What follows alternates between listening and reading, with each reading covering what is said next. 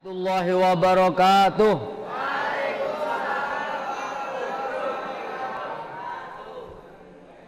Ila hadratin Nabil Mustafa Muhammadin sallallahu alaihi wasallam wa alihi washabihi wa waladi wa dzurriyyatihi thumma ila hadrati ikhwanihi minal anbiya'il mursalin wal awliya'i wasyuhadi wassalin sahabati wa tabi'in wal ulama'il musannifin wa jamil malaikatil muqarrabin khususan syedina syadul qadir jalani thumma ila jami'il qubur minal muslimin wal muslimat wal mu'minin wal mu'minat mimma syarikil ardi ila magharibiha bari wa bari khusun abaan wa ummahatina wa ikhwanina wa ustadatina wa li jami'il qubur fi hadhil qaryah wa nakhusun ila ruh Syekh Hasyim wa ila ruh Abdurrahman sya'ulillahilahumul fatihah.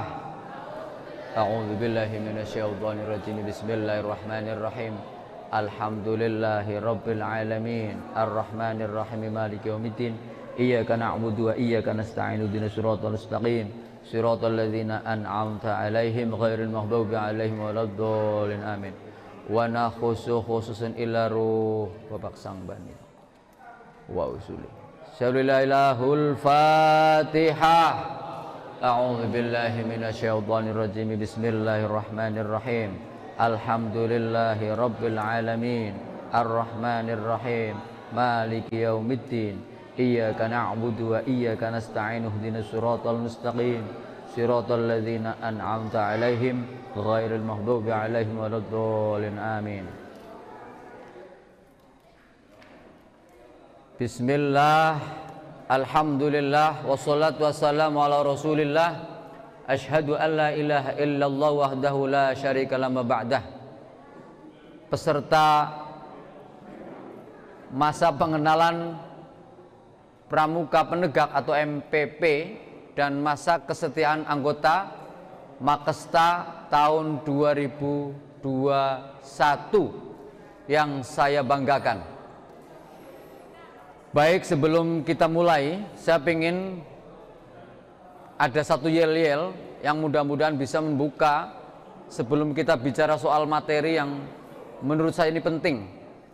Kira-kira ini yel-yelnya mau pramuka, mau IPNO, Pak NU ini?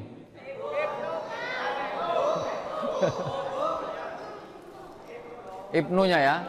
Berarti kalau saya bilang siapa IPNO, siapa kita? Hah?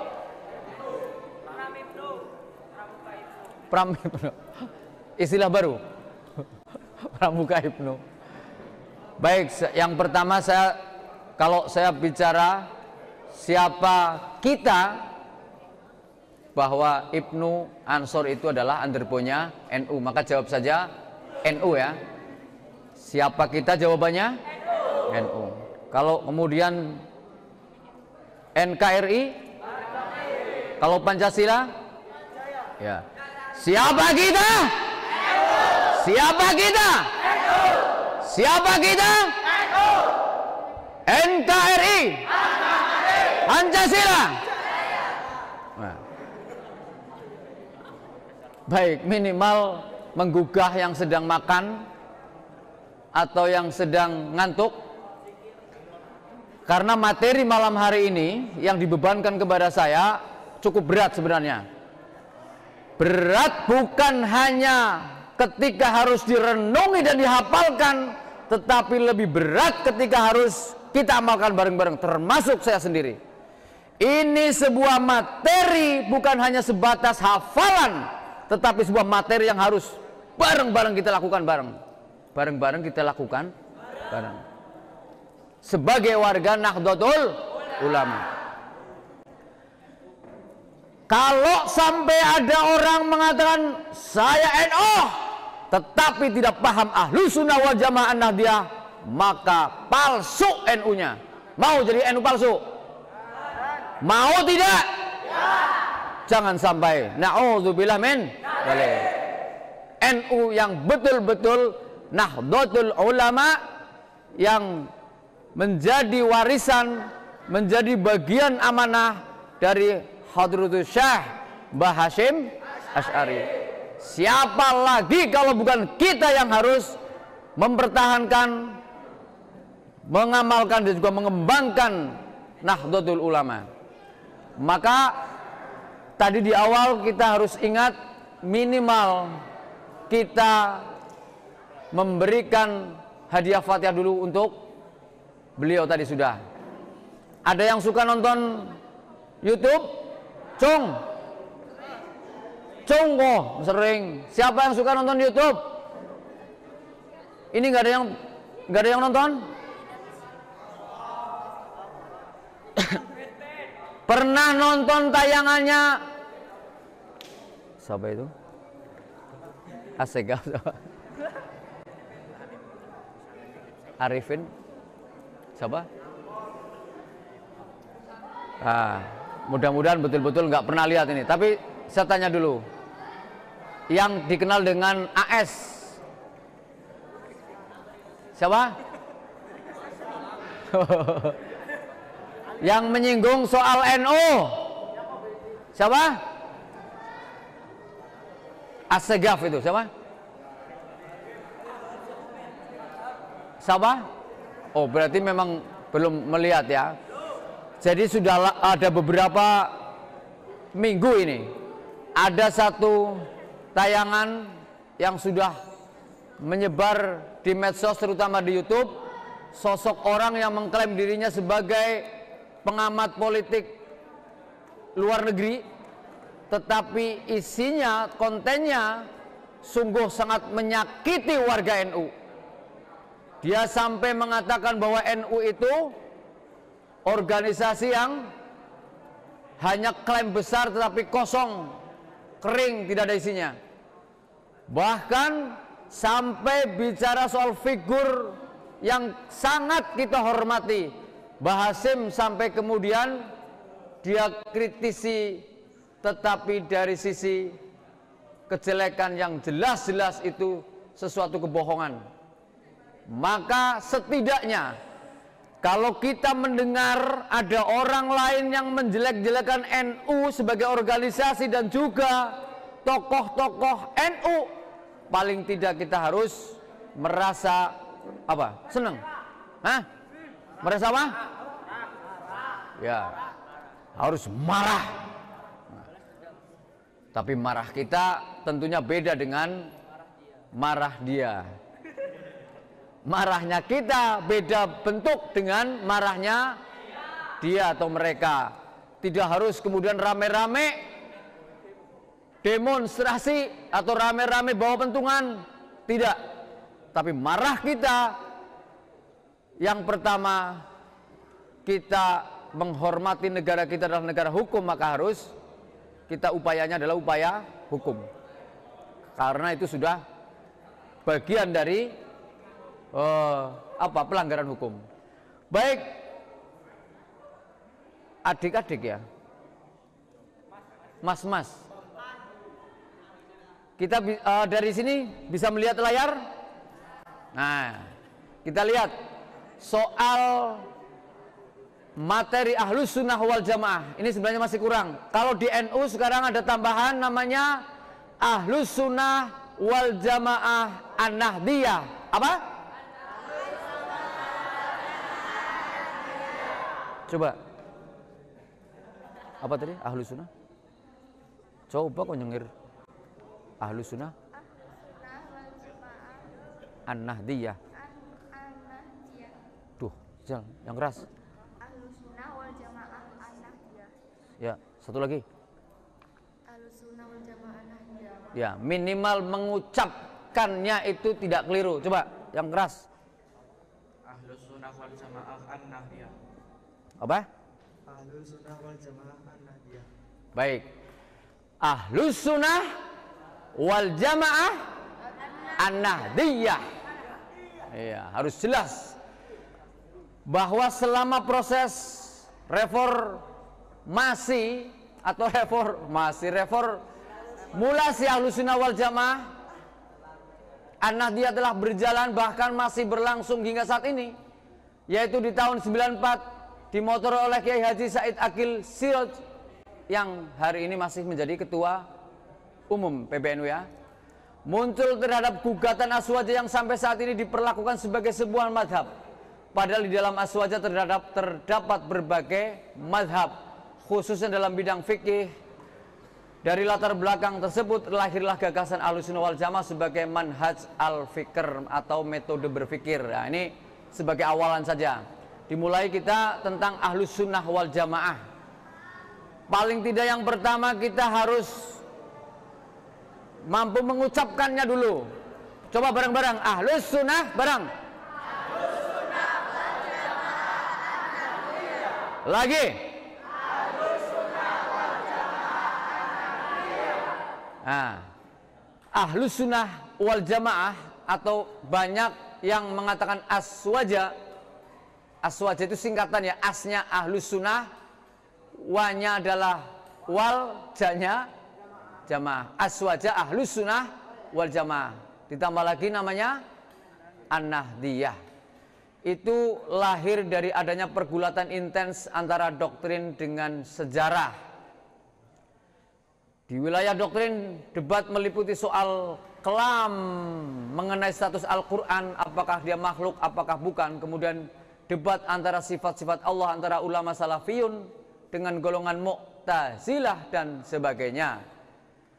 Di wilayah sejarah, proses pembentukan aswaja terbentuk hingga zaman Al-Khulafa'ur Rasyidin, yakni dimulai sejak terjadi perang Siffin yang melibatkan Khalifah Ali bin Abi Thalib radhiyallahu karamallahu wajhah dengan Muawiyah. Boleh ngetik mau pakai Muawiyah. Nah, ini tadi ada tilikan sejarah, harusnya itu nanti, tapi nggak apa-apa, sesuai dengan tulisan saja. Jadi Ahlussunnah wal Jamaah pertama tadi sudah cukup, pertama mampu mengucapkan dulu. Yang berikutnya pengertiannya, nanti setelah ini sejarah ya. Ahlussunnah wal Jamaah paling tidak ada 3 kata. Ahlussunnah wal Jamaah itu kata pertama ahlun, berarti apa? Diartikan pemeluk. Jika dikaitkan dengan aliran atau mazhab maka diartikan sebagai pengikut aliran. Kalau pengikut berarti pengikut mazhab. Nah, berarti ahlun diartikan pemeluk atau pengikut aliran atau pengikut mazhab. Kata kedua adalah as-sunnah yang mempunyai arti jalan. Nah, jika disambungkan dengan kata ahlun maka keduanya bermakna pengikut jalan siapa? Jalan Nabi. Kemudian juga jalan siapa? Para sahabat dan juga para tabi'in. Karena yang kita ikuti adalah Kanjeng Nabi Muhammad sallallahu alaihi wasallam. Karena beliau sudah tidak bersama kita lagi, maka yang harus kita ikuti siapa? Penerus Kanjeng Nabi siapa? Siapa? Para sahabat. Karena para sahabat juga sudah tidak bersama kita lagi, maka yang diikuti siapa? Siapa? Para tabi'in. Karena tabi'in juga sudah tidak berada bersama kita lagi, siapa yang harus ikuti? Siapa? Tabi'ut tabi'in.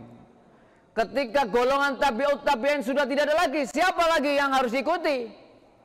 Tabi'ut tabi'in, tabi'ut tabi'in, murid-muridnya lagi. Nah, terakhir baru kita mengikuti yang namanya para al-ulama warasatil anbiya, yaitu para ulama. Jadi kita semua ini adalah anak asuh dari Kanjeng Nabi Muhammad sallallahu alaihi wasallam. Kita semua ini adalah pengikut Kanjeng Nabi Muhammad sallallahu alaihi wasallam. Karena yang mengasuh kita sudah tidak ada, kemudian kita mengikuti pengasuh di bawahnya, yaitu sahabat. Ketika sahabat sudah tidak ada lagi, maka ke bawahnya lagi namanya tabi'in. Tabi'in enggak ada, maka tabi'ut tabi'in. Tabi'ut tabi'in baru kepada para ulama. maka hari ini kita boleh dan sah mengklaim bahwa kita tetap menjadi pengikutnya Kanjeng Nabi Muhammad Sallallahu Alaihi Wasallam. Kenapa? Karena jelas nyambung, yaitu dari ulama, tabi'in, sahabat dan ke Kanjeng Nabi. Kemudian yang ketiga adalah al-jamaah, yang kita artikan sebagai sekumpulan orang yang memiliki tujuan. Jamaah itu kumpulan orang, tapi bukan hanya kumpul tanpa tujuan, ya. Tetapi kumpulnya banyak orang yang mempunyai tujuan.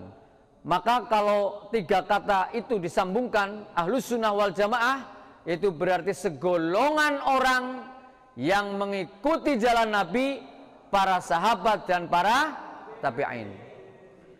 Sehingga kalau kita mengaku bahwa saya Ahlus Sunnah wal Jamaah, berarti saya, Anda, kalian atau kita adalah orang-orang atau kumpulan orang-orang yang sedang mengikuti jalan Kanjeng Nabi Muhammad Sallallahu Alaihi Wasallam, para sahabat dan para tabi'in.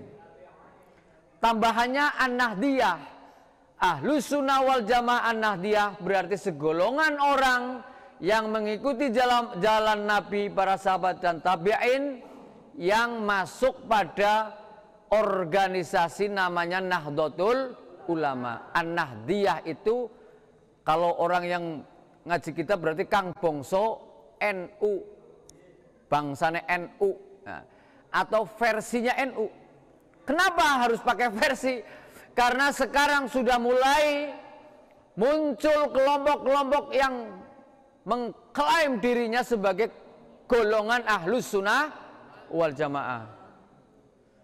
Sehingga orang awam akan bingung, loh, jadi Ahlus Sunnah wal Jamaah nyong, ibadahnya seperti yang biasa disampaikan oleh para kiai yang di musola di masjid. Kok dia beda ngakunya Ahlus Sunnah? Terus kenapa? Terus sebenarnya Ahlus Sunnah wal Jamaah itu yang seperti apa? Nah ini kita harus paham. Ahlus Sunnah wal Jamaah kalau diartikan sebagai sebuah golongan orang yang mengikuti jalan Nabi, para sahabat dan tabi'in, yaitu dari golongannya NU, itu seperti apa bentuknya di halaman berikutnya. Nah ini dia. Ini menjelaskan seperti apa sih wong Ahlus Sunnah wal Jamaah An-Nahdiyah. Di sini secara teks dijelaskan oleh beliau Hadratus Syekh Kiai Haji Hasyim Asy'ari bahwa kalau kita mengaku Ahlus Sunnah wal Jamaah An-Nahdiyah, maka yang pertama dalam hal menjalankan syariat Islam, khususnya dalam hal akidah, gue salah ketik maning, orang kaidah. Dalam hal akidah yang kita anut adalah akidahnya atau ajarannya Abu Hasan Al-Asy'ari dan Al-Maturidi. Kalau kalian mengaku Ahlus Sunnah wal Jamaah, dalam hal akidah ngikuti siapa? Ngikuti siapa tadi? Angger ngaku wong aswaja Ahlus Sunnah wal Jamaah, dalam hal akidah harus mengikuti ajarannya siapa?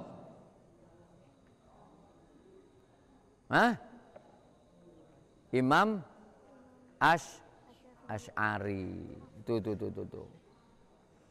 Hasan, Imam Asy'ari. Dari kalau akidah yang kita anut adalah akidahnya yang diajarkan oleh Abu Hasan Al-Asy'ari dan juga Al-Maturidi. Kemudian yang kedua, kalau kalian mengaku Ahlus Sunnah wal Jamaah dalam hal fikih, itu yang harus diikuti siapa? Yaitu menganut pendapat dari salah satu madhab 4. Jadi ada 4 madhab besar. Siapa saja? Madhabnya Imam Hanafi, Imam Maliki, Imam Hambali dan juga Imam Syafi'i. Tapi kalau Ahlus Sunnah wal Jamaahnya Nahdlatul Ulama itu cukup mengambil salah satu dari 4 imam mazhab itu. Ya. Ini bedanya. Tadi ya, kenapa ngomong Ahlus Sunnah wal Jamaah Nahdliyah? Ini salah satu bedanya. Yaitu dari 4 imam mazhab diambil salah satunya. Tidak diambil semua. Yang ketiga, kalau kalian mengaku Ahlus Sunnah wal Jamaah, maka dalam bertasawuf, dalam hal etika, dalam hal akhlak, kita harus menganut ajarannya Imam Al-Junaid Al-Baghdadi, dan juga yang kita kenal ada satu lagi namanya Abu Hamid Al-Ghazali, atau yang terkenal dengan Imam Al-Ghazali. Ini ya, kira-kira malam ini harus hafal ya. Begitu ngomong Ahlus Sunnah wal Jamaah, setidaknya ada 3. Ini kisah cerita dawak sama ya. Oh, mau biyungnya kok. Ahlus Sunnah wal Jamaah setidaknya harus ada 3 hal. Satu dalam hal akidah, berarti mengikuti siapa? Imam Asy'ari. Dalam hal fikih, yang diikuti siapa? Fikih, salah satu 4 mazhab. Dalam hal akhlak, yang diikuti adalah Imam Al-Ghazali dan Imam Junaid. Coba dihafalkan ini. Angger ngaku Ahlus Sunnah wal Jamaah An-Nahdliyah, minimal produk hukumnya seperti ini ya. 3 hal tok. Jere wong Ahlus Sunnah wal Jamaah, apa sih Ahlus Sunnah wal Jamaah Nahdliyah? Oh, angger akidah ya. Akidah itu sebuah ilmu yang berhubungan dengan keyakinan, termasuk soal mengenal Tuhan. Yang diikuti adalah ajarannya Imam Asy'ari ya, dan atau Al-Maturidi. Kemudian dalam hal fikih, fikih itu hukum fikih ya. Termasuk kalian bisa melaksanakan ibadah-ibadah mahdhah, terutama ada sholat, ada puasa. Itu yang kalian ikuti ya, adalah lebih ke Imam Syafi'i, yaitu mengambil dari salah satu 4 imam mazhab. Kemudian terakhir soal etika, atau kembali lagi soal akhlak, itu menggunakan Imam Al-Ghazali. 3 hal ya, ingat-ingat ya. Itu harus di luar kepala. Angger wong Ahlus Sunnah wal Jamaah An-Nahdliyah, berarti 3 hal itu harus hafal. Oke. Terus, nah, kalau yang ini lebih merupakan pengembangan lagi. Jadi Ahlus Sunnah wal Jamaah An-Nahdliyah itu tidak hanya bentuk produk hukum atau produk amaliyah saja seperti tadi itu, tetapi lebih jauh lagi Ahlus Sunnah wal Jamaah itu harus merupakan cara berpikirnya. Maka menuju ke sana ada satu prinsip-prinsip dalam Ahlus Sunnah wal Jamaah. Yang pertama prinsipnya adalah tawasud, atau kalau kita artikan moderat. Angger wong Ahlus Sunnah wal Jamaah mesti dua ini dasar moderat. Moderat ngerti pura? Moderat tahu nggak? Ya itu di sana. Yaitu apa? Bahwa Ahlus Sunnah wal Jamaah itu memberi titik apa kayak? Titik porsi yang seimbang antara rujukan nas Al-Quran dan hadis dengan penggunaan akal. Jadi begini, ini langsung menuju ke sejarah tadi. Salah satu sejarah kenapa muncul Islam ala Ahlus Sunnah wal Jamaah, karena ada satu masa ya, ini masanya para sahabat bahkan, dan juga para tabi'in. Itu ada pertentangan yang sangat luar biasa. Bahkan seolah-olah dua kutub besar, kutub yang lebih meyakini bahwa segala sesuatu itu tergantung kepada akal kita. Namanya aliran apa? Jabariyah, Qadariyah dulu. Aliran Qadariyah itu apa-apa serba akal. Allah itu sudah tidak ikut peran apapun kalau manusia sudah dilahirkan, sudah diberi bekal pikiran. Maka kalian pintar itu karena sinaunya, kalian bodoh karena tidak mau sinau, kalian sugih karena menjadi orang kaya karena usahanya, kalian masuk surga karena ibadahnya. Itu seperti itu. Tetapi satu lagi yang bertentangan adalah Jabariyah. Apapun yang kita lakukan, kalau kita ditakdirkan bodoh ya tetap bodoh, tetap tergantung Allah. Kita nggak punya apa-apa, kita hanya wayang. Kalau memang Allah menghendaki surga ya tetap surga. Itu satu kutub. Satu terlalu menyerahkan sepenuhnya kepada Allah, yang satu terlalu menyerahkan sepenuhnya kepada pikiran atau akal pikiran. Nah, posisi Ahlussunnah wal Jamaah itu tawasud, yaitu seimbang. Bagaimana bentuk keseimbangannya? Dua-duanya dipakai. Caranya gimana? Ketika orang menginginkan surga, itu bukanlah mutlak karena ibadah kita. Kalau kita melakukan ibadah ya sebagai sebuah kewajiban, sebagai sebuah keharusan, sebagai sebuah kebutuhan. Tetapi yang menentukan surga itu bukanlah ibadah kita, tetap tergantung kepada rahmatnya Allah Subhanahu wa ta'ala, atau hak prerogatifnya Allah. Sehingga ibadah itu diartikan hanya sebatas usaha. Ya Allah, saya jelas menginginkan surgamu, maka usaha saya ya Allah dengan melaksanakan ibadah. Dan mudah-mudahan dengan ibadah ini engkau menurunkan rahmat terhadapku untuk bisa masuk surga. Beda kan? Kalau tadi, kalau saya sudah beribadah, sudah khatam Quran, sholatnya juga 5 waktu tidak ketinggalan, zakat bahkan haji 10 kali, maka harus dong saya masuk surga. Emangnya surga ninimu kan itu. Maka kita jangan kaget kalau ada golongan yang seolah-olah menjadi menjadi asistennya atau menjadi calo surga ya. Betul-betul sampai mengatakan, sampai punya keyakinan pasti surga, pasti neraka. Karena itu tadi, menganggap bahwa yang memasukkan surga itu adalah karena ibadahnya. Nah, kalau Ahlussunnah wal Jamaah bukan hanya ibadahnya, tetapi karena kehendak Allah.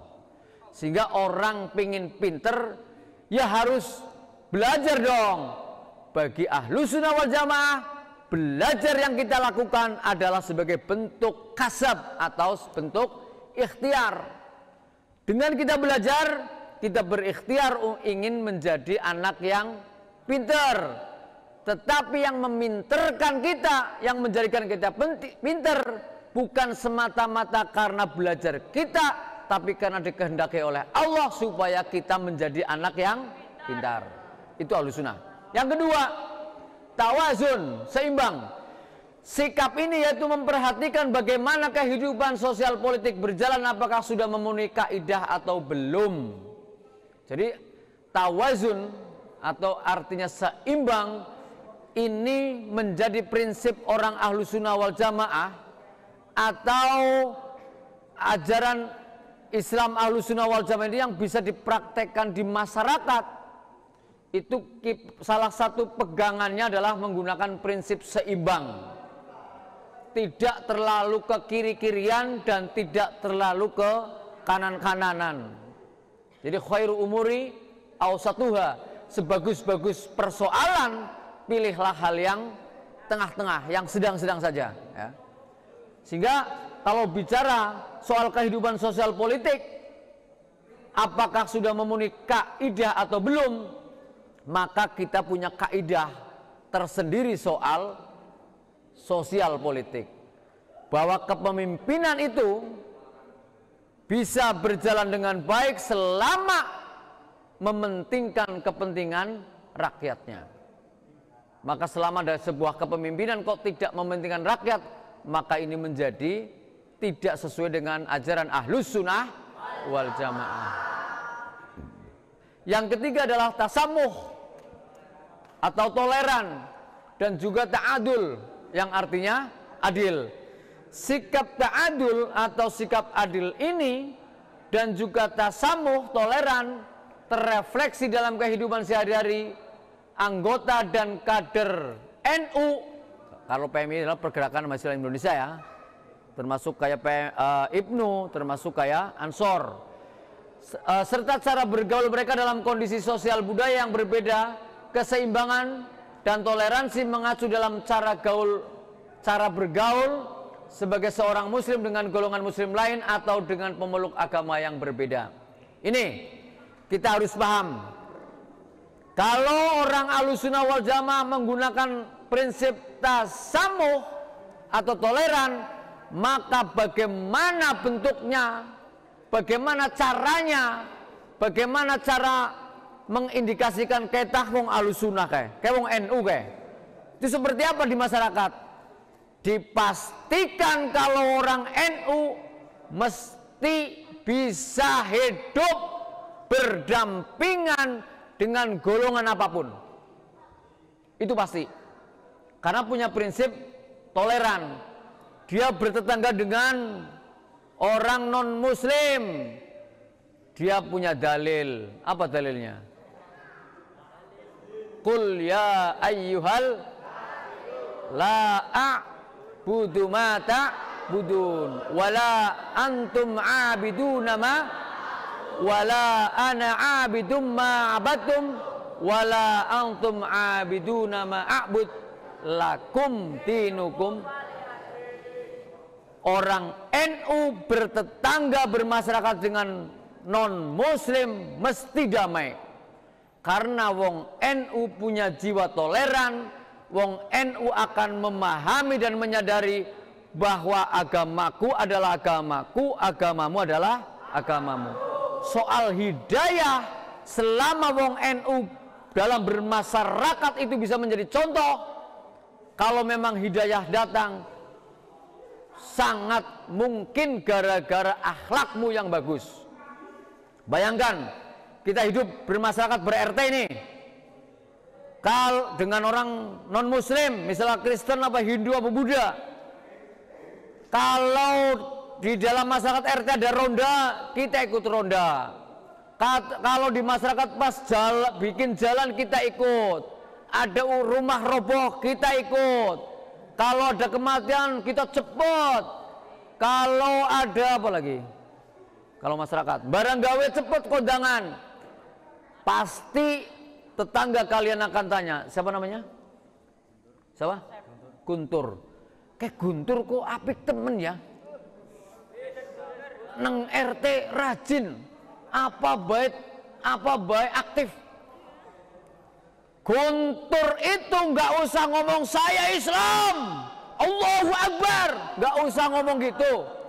Kalau Guntur mampu membuat masyarakat simpatik semua karena akhlaknya, kelakuannya, pasti mereka akan nyong tatak melu Guntur.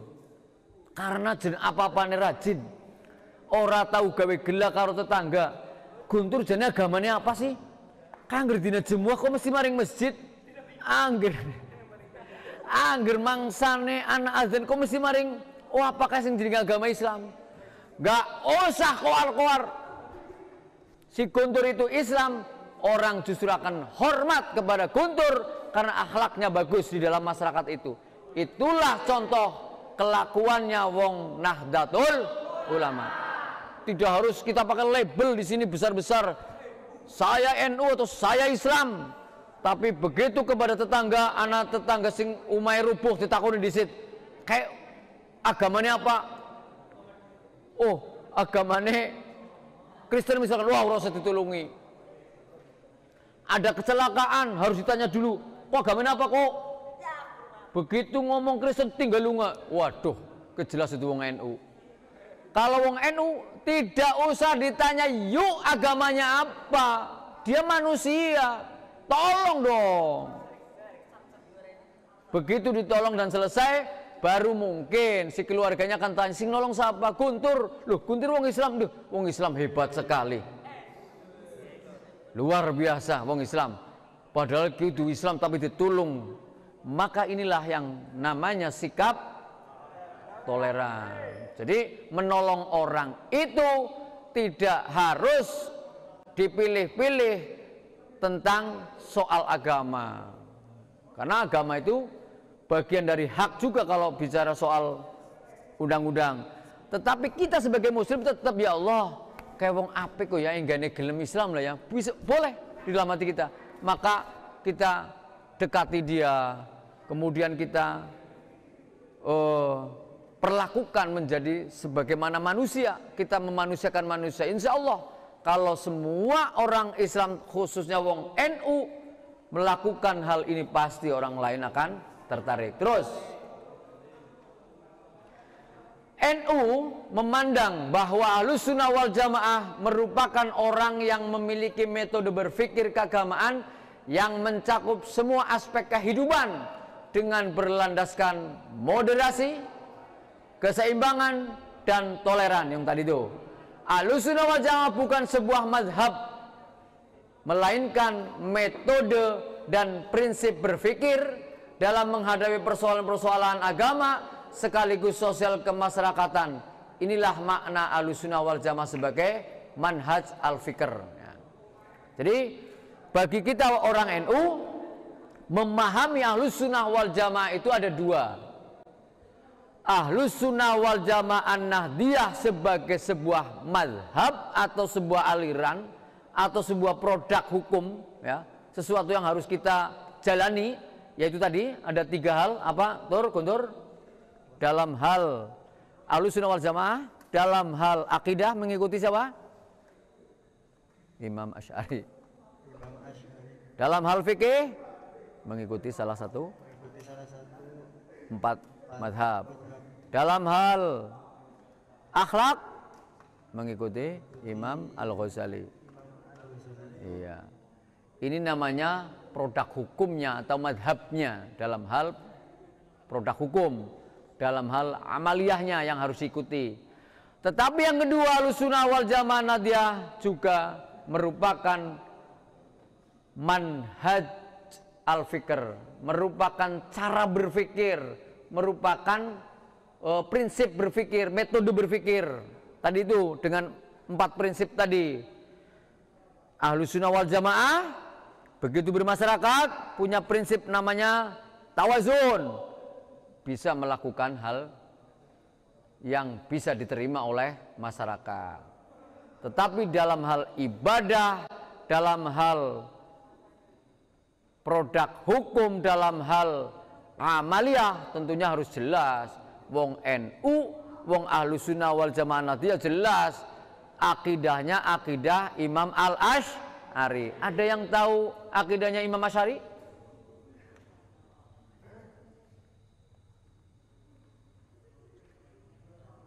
Assalamualaikum. Bentar ya. Ngisi diku lagi di Ibnu. Sebentar saja. Ya. Coba, ada yang tahu apa sih ajarannya Asy'ari di dalam bidang akidahnya NU? Ayo. Aja wong NU, bocah NU duwe akidah sesuai dengan ajaran Imam Asy'ari ternyata tidak tahu. Ayo, ada yang tahu nggak? Ada yang hafal sifat Allah, sifat wajib yang 20 hafal? Hafal nggak? Sifat wajib bagi Allah Hah? Waduh, kelas berapa sih ini? Sifat wajib bagi Allah tidak tahu. Coba bareng-bareng. Allah wujud.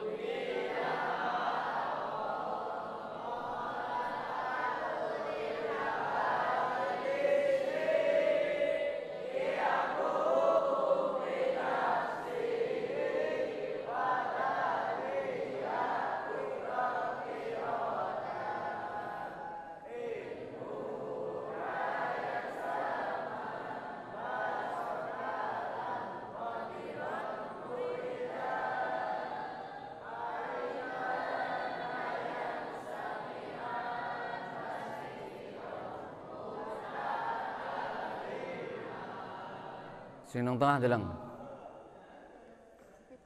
Ayo. Allah wujud, enggak hafal?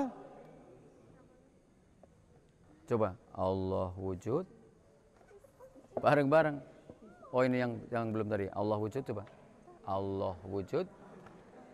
Jud kidam baqo. Ayo.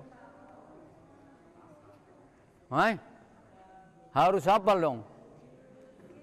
Kayak kisah kita baru gue. Apa ngantuk? Aduh. Oh pusing. Yang keras. Terus kalam. Terus hayan kusiron mutakali. Iya. Tepuk tangan buat siapa tadi?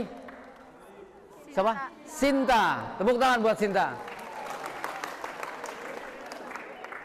Salah satu contoh ajarannya Imam Asy'ari dalam hal akidah adalah mengajarkan bahwa kita memahami Allah itu harus paham dan hafal dan melaksanakan namanya sifat wajib bagi Allah yang 20.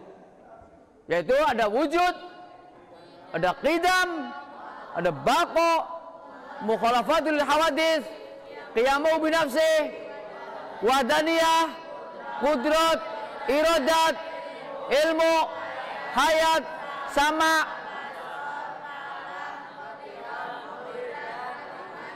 Kurang mutakaliman 20. Dan juga sifat mustahil bagi Allah yang 20. Allah punya sifat wajib 20, sifat mustahil 20, dan satu lagi namanya sifat jaiz, wenang yang satu. Ini sangat berbeda dengan akidahnya selain Asy'ari. Kalau kalian nanti sudah di tingkat SLT atau nggak tahu nih di SMK, saya pernah, kalau di SMK Ma'rif pasti nggak ada ya. Tapi nanti kalau di SMA umum atau di perkuliahan, nanti kalian akan mengetahui ada akidah yang beda dengan Asy'ari, yaitu yang disebarkan oleh Ibnu Taimiyah. Nanti kalian akan tahu akan diajari soal ada tauhid rububiyah, tauhid uluhiyah. Itu jelas beda makna dan beda perlakuan atau beda penerapannya nanti. Kalau Imam Asy'ari dalam hal mengajarkan soal sifat wajibnya Allah yang 20, ini artinya bahwa ingin mengajarkan tentang mengenal Allah itu ya, dilihat dari sifat-sifatnya, sifat-sifat yang wajib. Wajib itu sesuatu yang harus ada. Contoh sifat wujud. Wujud artinya kalau yang mustahil lawannya wujud tidak ada. Kita harus memahami bahwa Allah itu ada. Tapi ketika ditanya ada, sudah mulai bertanya ada di mana, seperti apa, terus apa maning, di mana. Nah, ini baru mulai diurai bahwa adanya yang ada itu karena ada yang mengadakan. adanya Allah itu berbeda dengan adanya makhluk. Bahkan makhluk pun ada yang tidak bisa kita lihat. Kalau memang kita ingin tahu sifat adanya Allah, baru akan memahami sesuatu sifat adanya makhluk aja kita sudah bingung. Ada yang tahu di mana keberadaannya angin atau warna angin? Merah, karena katanya dikerok jadi merah. Ya. Atau yang suka ngopi, ketika diberi jamuan kopi yang dibuat dari campuran kopi dan gula, diaduk, kemudian karena takaran gulanya lebih maka diminum menjadi manis, dan kalian yakin pasti ini dengan campuran gula, tetapi begitu mau mencari gulanya di mana, sudah tidak berbentuk lagi, sudah menyatu dengan air. Ini baru mengupas soal sifat adanya makhluk. Jadi maka ada sifat wajib bagi Allah, mukhalafatuh lil hawadits. Allah itu berbeda dengan makhluknya.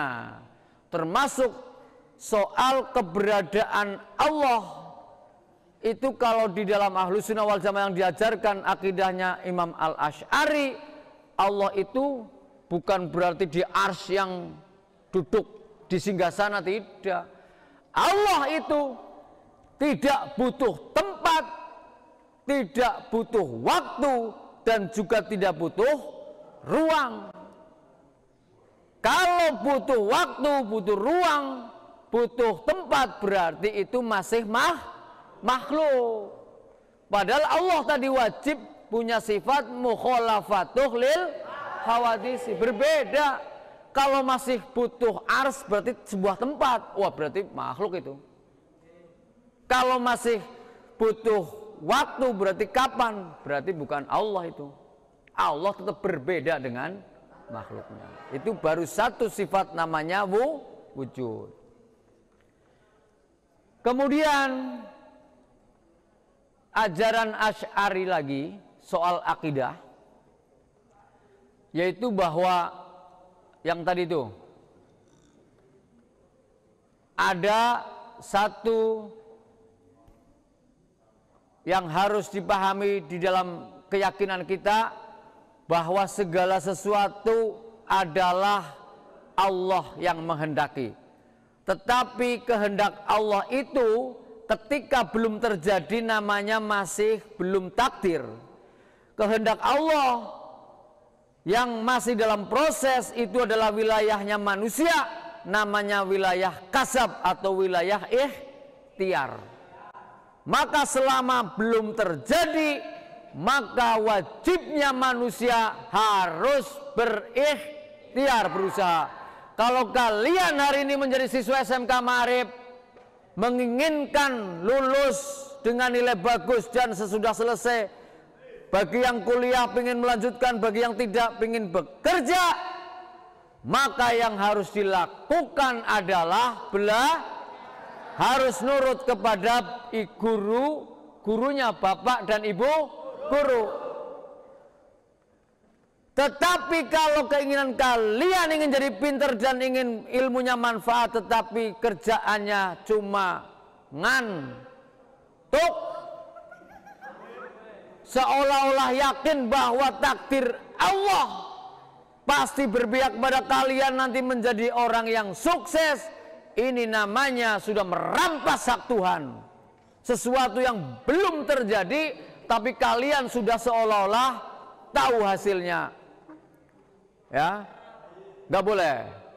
Jadi kita sesuatu yang masih dalam proses itu adalah wilayah kita makhluk, yaitu wajib berikhtiar atau melakukan usaha.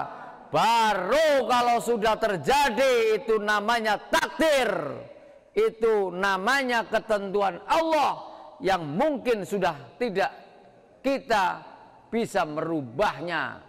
Tetapi karena takdir itu adalah rahasia, maka kita tidak boleh mereka-reka ketentuan Allah. Itu ajarannya Imam Asy'ari. Kembali ke sebuah prinsip Ahlussunnah wal Jamaah sebagai manhaj. Prinsip-prinsip Ahlussunnah wal Jamaah dalam kehidupan sehari-hari, yaitu ada akidah, ada sosial, ada politik, ada istimbat hukum, dan juga tasawuf. Akidahnya apa? Tadi sudah. Akidahnya Aswaja adalah menekankan pilar utama keimanan adalah tauhid, pilar yang kedua adalah nubuat, pilar ketiga adalah al-ma'had. Kalau sosial politik bagi Ahlussunnah wal Jamaah adalah negara adalah alat untuk mengayomi kehidupan guna menciptakan dan menjaga kemaslahatan bersama, yaitu maslahah musytarakah. Jadi kalau orang NU yang berahlus-sunnah wal jamaah dalam hal sosial politik itu akan lebih mempunyai keyakinan bukan hanya berdasarkan sosial politik tetapi berdasarkan hukum.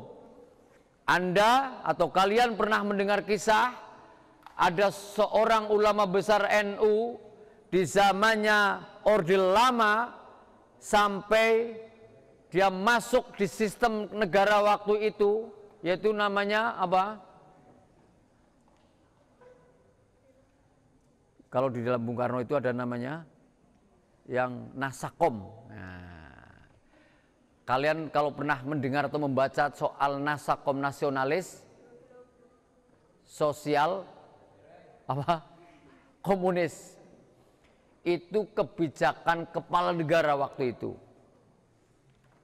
Di situ ada mencoba mensinergiskan soal nasionalis, sosial dan agama dan apalagi tadi komunis dicoba dipersatukan. Tapi NU berani masuk ke sana. Kenapa? Waktu itu sampai ada ulama NU yang dianggap kafir, yang dianggap komunis gara-gara masuk ke sistem negara waktu itu ada namanya Nasakom. Tetapi kenapa NU berani masuk? Karena ini ada dasar hukumnya, yaitu bahwa andaikan NU tidak masuk sistem, maka NU tidak akan tahu perkembangan apa yang akan dijalani oleh kepala negara. Karena NU punya keyakinan bahwa sebuah negara itu masih lebih baik dipimpin oleh pemimpin yang zalim daripada sebuah negara tidak punya pemimpin. Ya. Maksudnya apa? Bahwa kalau orang NU itu memandang negara sangat penting karena berdasarkan fikih, berdasarkan hukum. Bayangkan seandainya sebuah komunitas, sebuah negara tidak punya negara, tidak punya pemimpin, tidak punya pemerintahan, siapa yang akan ngatur soal keabsahan perkawinan, keabsahan hak, ya siapa yang akan melindungi hak kepemilikan, soal tanah, soal apa lagi, soal KTP misalkan, siapa yang ngatur? Ini pentingnya sebuah pemerintahan. Maka ketika kita teriak bahwa NKRI harga mati, itu salah satunya itu. Nahdlatul Ulama termasuk yang berkomitmen terhadap keberadaan sebuah negara ini memang harus dipertahankan, harus ada. Karena bagi NU, NKRI itu sebagai bentuk pemerintahan yang sudah final, maka harus menjadi barisan yang berani untuk mempertahankan dengan istilah harga mati. Begitu. Terus istimbat hukum itu ada 4 sumber hukum wong NU atau Ahlussunnah wal Jamaah Nahdliyah. Yang pertama Al-Quran, As-Sunnah, Ijma' dan Qiyas. Kemudian tasawuf, Imam Al-Junaid bin Muhammad Al-Baghdadi ini menjelaskan tasawuf itu artinya Allah mematikan dirimu dari dirimu dan menghidupkan dirimu dengannya.